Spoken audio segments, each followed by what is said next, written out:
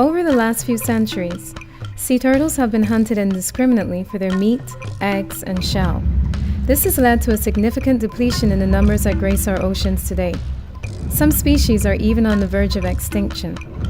The Barbados Sea Turtle Project at the University of the West Indies Cayfield campus, in association with the Coastal Zone Management Unit, is dedicated to preserving the health of all the different species of marine turtles that come to our shores. Dr. Julia Horrocks, a professor at the university in the Department of Biological and Chemical Sciences, spearheads this project. The Sea Turtle Project is an activity of the department. Our main goal is to bring about the recovery of sea turtles in Barbados, and we do this through a number of different routes. First of all, we have a conservation program. We also conduct research, and we have monitoring programs both on nesting beaches and in the water to see what impact our conservation activities are having on sea turtle recovery. The director of the Coastal Zone Management Unit, Dr. Leo Brewster, speaks of the unit's involvement in the project. Well, here at the Coastal Zone Management Unit, we're really focused on marine and coastal conservation works. The unit itself has three sections: the marine section, the coastal planning section, and the engineering section, and obviously the administration section, which assists all three departments.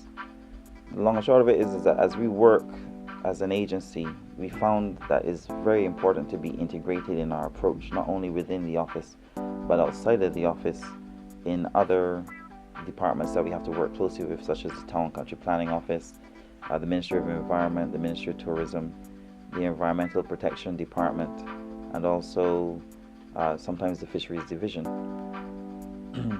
One of the big areas that we try to focus on is the conservation of marine species, and as part of that program, we've been working a very long time, initially with the Bellairs Research Institute, but more recently with the Barbados Sea Turtle Project. That project itself has been long-standing, and through the two agencies, we've been able to, in essence, identify locations where obviously turtles nest regularly, and that's always monitored by the Sea Turtle Program. But we also report incidences when the public calls us to the Sea Turtle Project to ensure that they also will be able to find the nests or where the hatchlings are coming out, and also identify and tag them if necessary. The leatherback turtle only comes down to the Caribbean to nest. It spends the rest of its life basically in the cold temperate waters. So it comes down to the tropics to make its nests on warm sandy beaches, and the leatherback makes most of its nests in Barbados on the northeast coast between Pico Tenerife and Long Pond. The hawksbill turtle, which is our most common nesting species, making in the past few years making more than 2,000 nests a year, nests predominantly on the west and south coast of the island. And very recently we've had reports of green turtle nests on the southeast coast of the island. That's a new report of green turtle nesting in Barbados. As tour boat operators go about their day, satisfying the requests of tourists, they frequently come into contact with turtles. In order to entice the animals to the boats, the turtles are fed fish.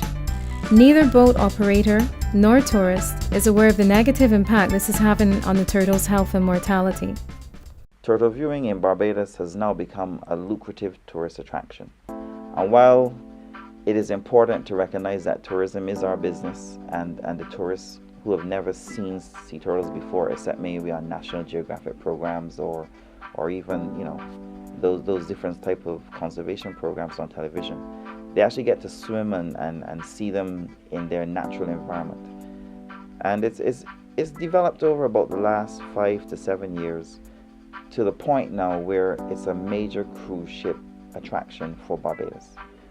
The downside of it, unfortunately, has been the fact that the different tourist operators, the different coastal cruise operators, are the ones that take various numbers out. You can get numbers on those catamarans ranging from 25 persons all the way up to in excess of 50 people. So when you can find maybe even a situation to have like 10 boats out there with 25 or 50 people on board, you can understand the numbers that you're looking at just to see a few turtles. One of the problems that's been identified is the type of food that's being fed, because of course it's mainly fish that's fed to these animals, and being as they're green turtles, it's not really the most appropriate diet at this size. One of the other issues that's been raised is the teaching of turtles to come towards boat engines, which is basically what you're doing by feeding them at these locations. The concern is that perhaps these animals will get entangled with a boat engine and get injured, or when they leave Barbados, because after all, most of these green turtles nest elsewhere. They don't nest in Barbados. It's very rare for green turtle nesting to occur here. That they may do the same thing and end up swimming towards a fisherman's boat off the coast of Nicaragua, in which case they will have a very short life. So there are a number of issues that the Coastal Zone Management Unit has been trying to address recently, and one of the initiatives that they've started is to actually begin a monitoring program, and in this context they've asked the Barbados Sea Turtle Project to begin by catching, measuring and tagging the green turtles at the various sites along the west coast, so that we can follow them over time, and periodically we can resample those animals to see how they're doing on the diet that they're currently being fed, and also the frequency with which new animals are joining these sites and old animals are leaving. This kind of information is important so that we can know what kinds of impacts we're having on these endangered animals. One of the things that we routinely do is to tag sea turtles when we're involved in the monitoring program. And basically what we use are flipper tags. These are metal alloy tags that don't rust, and they are applied to the trailing edge of the front flippers of the turtles and clamped shut. This is the larger tag that we would use on a leatherback turtle, and the smaller tag that we would use on a hawksbill turtle or a green turtle. And the tag has a unique number on the front, and on the back it has the department's address, the biology department's address at UWI in Barbados. So that if our turtles are found anywhere else or caught by fishermen anywhere else, that tag is returned to the department and we know where our turtles went to after they finished nesting or after they were tagged here in Barbados. Early morning, and a team comprising of Barry Kruger and Jennifer Beggs of the Barbados Sea Turtle Project, along with Ramon Roach and Ian Timothy of the Coastal Zone Management Unit, heads off just off the coast of Paynes Bay in St. James. What we're going to be doing this morning in conjunction with the Coastal Zone Management Unit is going out off the west coast to a couple of sites and tagging some of the green turtles that are at a couple of feeding stations off the west coast. These sites have boats visiting them every day where the turtles are actually fed and people go swimming and snorkeling with those animals. So we're going to be going out and tagging those animals so that they can be monitored from year to year. What we're trying to do is essentially we will tag them, measure them, weigh them, and by tagging them we can actually follow their progress. If we recapture them in a year's time, we can find out how much they've grown over that year period, if they're still in the same area, and if they happen to move and we catch them in a different site, then we can gather a little bit more information as to their movements and what's happening with them. We do want to keep an eye on the health of the animals and to see again how many turtles are using these sites, how much they move around. So that's part of the whole process we'll be looking at today. So this is teaching us a little bit about how we share these turtle resources. We here in Barbados have them for a while, but they end up leaving, and it just makes a point that we need to actually work as a region, as the Caribbean region, to help protect their survival.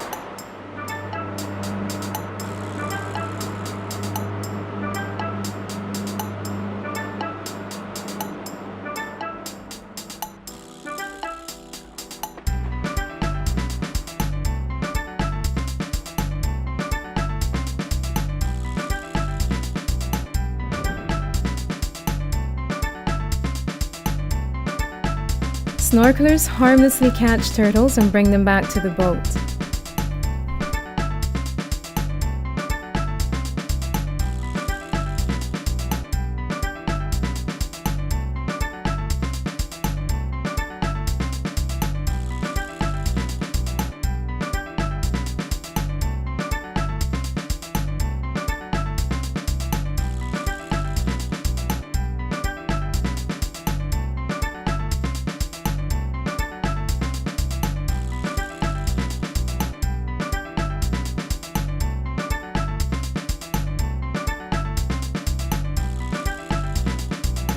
Barry Kruger speaks of the characteristics of the different turtles. This turtle was actually just feeding on the bottom off the seagrass.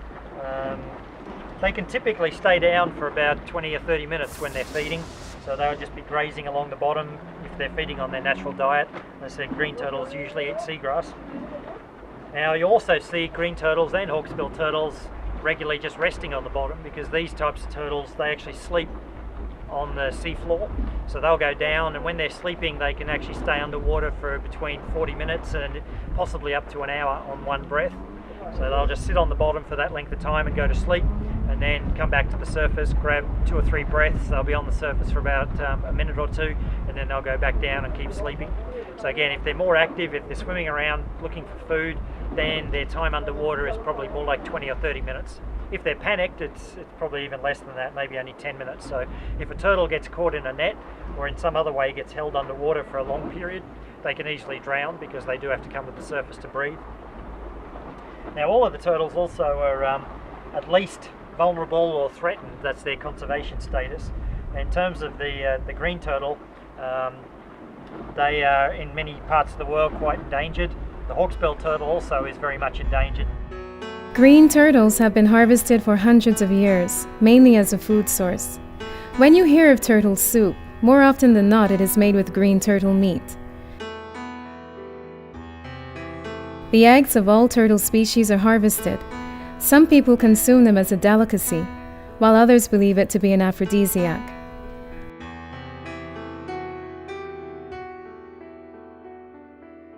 The hawksbill has been harvested for its meat, but more so its shell.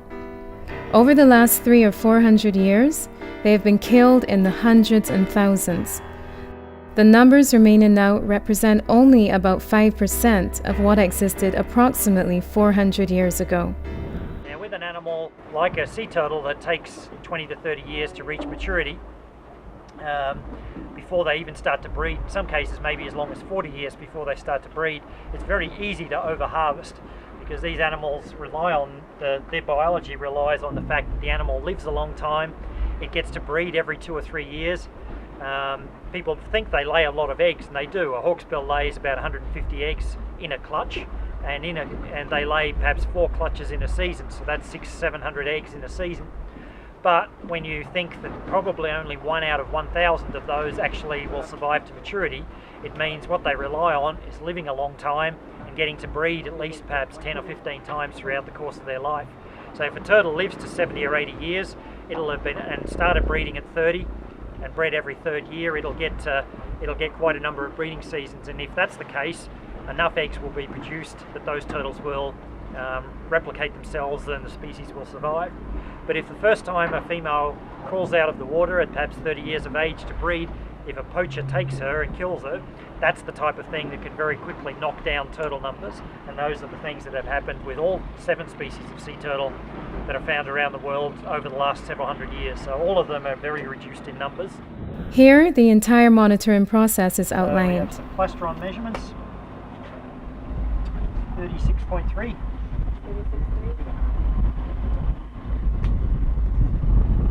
5.7, 8.2,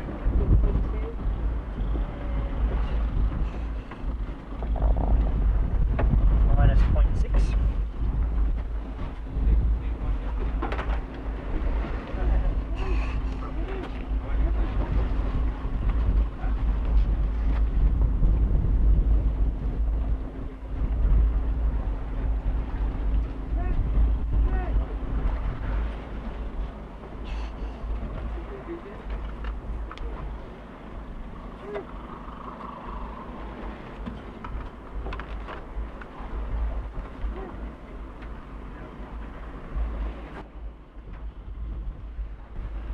24.7.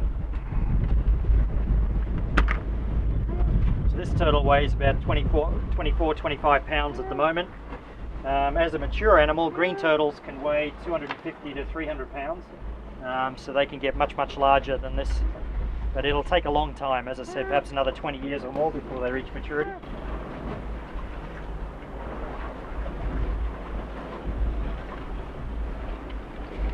I'll just take this slither of skin for a tissue sample. Guys, have food there, no? Have food.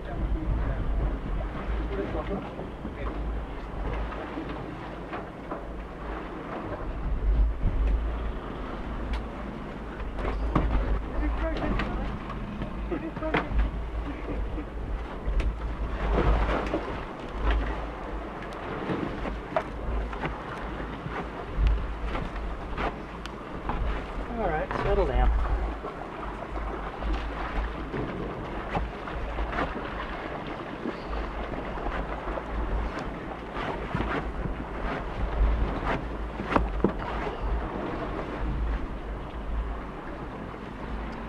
Forty-seven point three.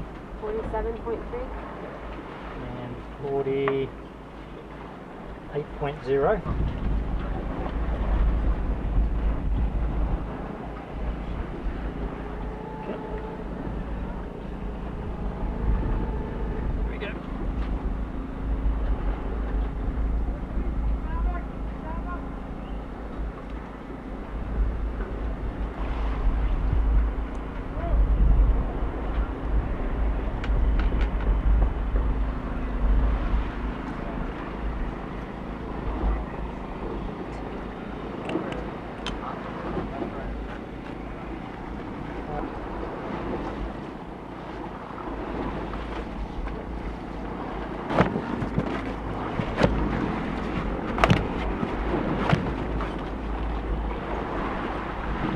Good.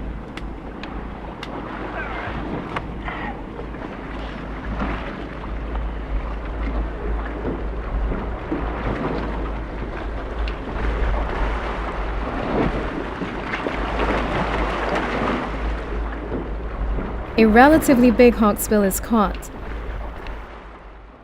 So far we've been working on small green turtles, but one that we don't see all that often at the feeding stations, the hawksbill turtle. These guys certainly live in the area, but they tend not to turn up at these feeding stations all that often, but this animal obviously does. It's actually quite a little bit overweight as well for a hawksbill turtle. So we do the same basic measurements. So we'll turn it over, we'll get these measurements, and once we turn it over you'll be able to clearly see the differences between the hawksbill turtle and the green turtle. Now if we can look at the carapace or the shell of this turtle, you can see how these scales actually overlap on top of the scales below. So you can see the difference there. The green turtles, these scales just met up. Yep. They just met up, but these scales actually grow over the top of one another. So you can see clearly that this particular scoot or scale is growing over the top of this one, and this one. So the oldest growth, just like a fingernail, is here, and this is the oldest part of the shell. Sorry, this is the newest growth. So the shell is growing out like that. So that's a clear difference. So we'll finish getting the measurements, and then we can have a close look at the head of the hawksbill, which is the other feature that's quite different.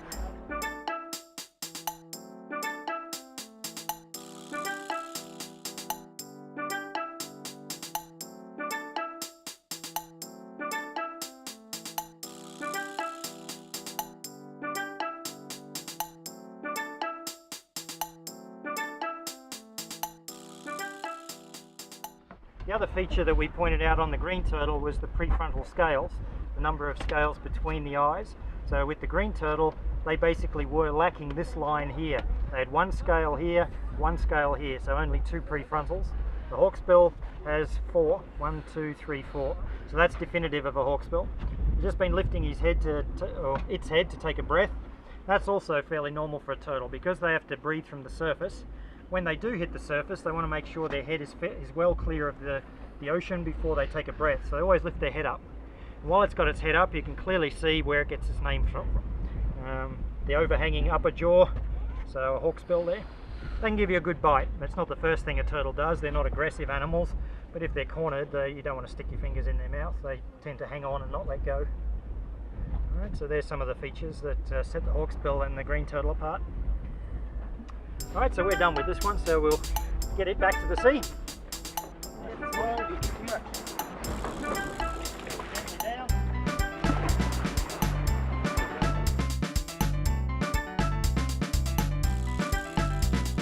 During the course of the day, more turtles are caught, tagged, and released.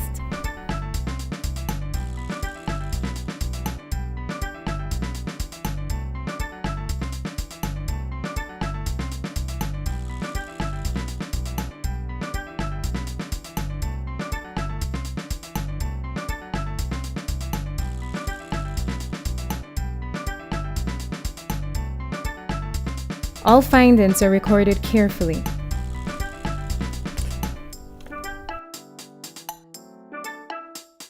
We've actually had a very successful trip this morning. We've managed to visit 2 sites, and we picked up one more green here at Paynes Bay, where we tagged 5 the other day. So we've got most of the animals that are at the Paynes Bay site. And then we also visited the Cobblers Cove area and managed to get another 6 turtles up there. 5 of them were greens, and surprisingly enough we managed to get a hawksbill as well. The hawksbills tend to more rarely visit these feeding stations. The greens are the ones that are most likely to visit these sites, so it's quite a surprise to pick up a hawksbill there. Looks like it's been there a while too. It's a little bit overweight compared to other hawksbills, but so it's been a productive session overall. We've managed to pick up 18 turtles on the 2 days that we've been out. A bright full moon illuminates the beach where turtles come to nest, and hatchlings make their way out to the sea. But not only the moon has illuminated the beach. A very significant issue now in Barbados for sea turtle recovery is the extensive coastal development on the west and south coasts. These are, of course, the leeward sides of the island where swimming conditions are best, and so hotel and residential development has tended to take place in these areas. But they're also the beaches that hawksbill turtles prefer, and so you have this clash with use of the beaches basically between the sea turtles and people. And one of several major problems with coastal development. One is that in the past, properties were made too close to the high water mark. There wasn't proper planning, and so as beaches erode during heavy storms, basically all of the beach sand is lost in front of these properties, and places for turtles to nest are lost at the same time. On those beaches which are still fairly wide, there's usually a hotel situated, and many of the hotels are very brightly lit at night. This has 2 effects. One is that it can confuse the nesting females. They come ashore, they get distracted by the light, they're unable to nest successfully, and they wander around and can fall into trenches or just basically get too exhausted before they're ready to nest. The other thing that lighting does is that it disorientates the hatchlings. The hatchlings are dependent on light to find the ocean, and a lot of the artificial light that's used around hotels, particularly the security lighting, uses these high pressure sodium lights, which have a lot of these blue and purple wavelengths in the light.